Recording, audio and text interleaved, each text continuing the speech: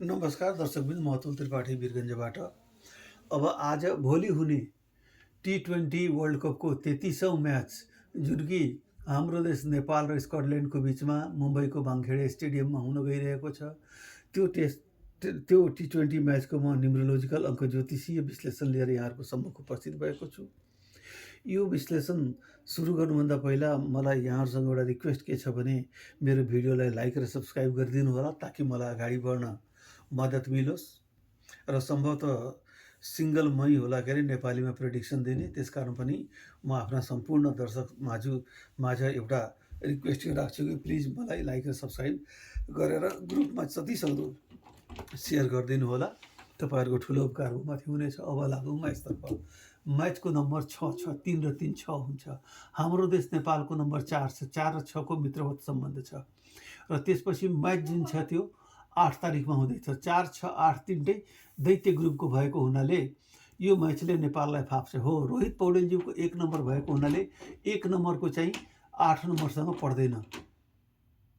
त्यसकारण चाहिँ नि अलिकता रोहित पौडेलजीलाई सकस हुन्छ म्याच अपरेट गर्न। स्कटल्यान्डको नेम टोटल 3 छ र रिकी बेरिङटन क्याप्टेनको नेम टोटल 8 छ र त्यहाँबाट चाहिँ नि मुम्बईको नेम टोटल 9 छ।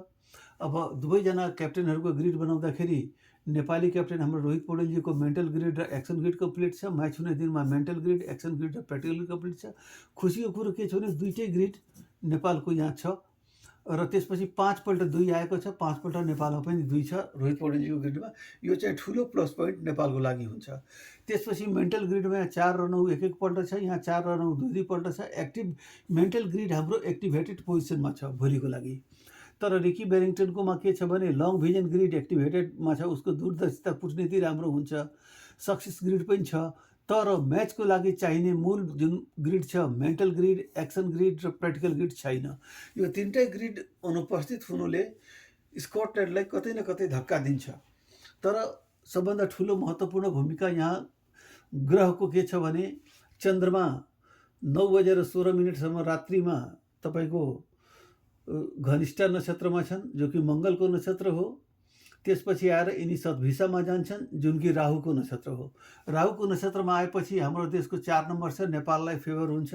घनिष्ठामा छौँजेलसम्म क्याप्टेन रोहित पौडेलको 1 नम्बर छ, यिनलाई फाप्छ।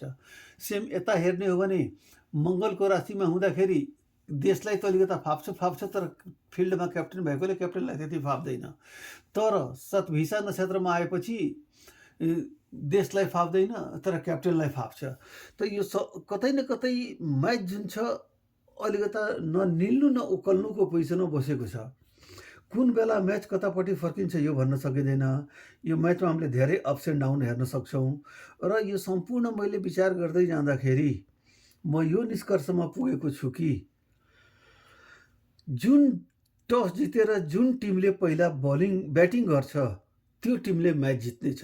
त्यो ब्याटिङ गर्ने टिम नेपाल भए नेपालले जित्छ, स्कटल्यान्ड भए स्कटल्यान्ड जित्छ, किनकि ब्याटिङ गर्ने टिमको जित्ने सम्भावना यहाँ बढी छ।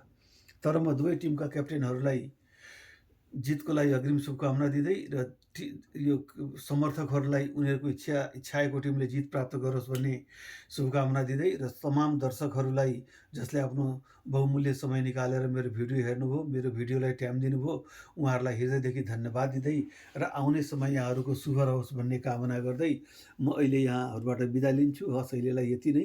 धन्यवाद।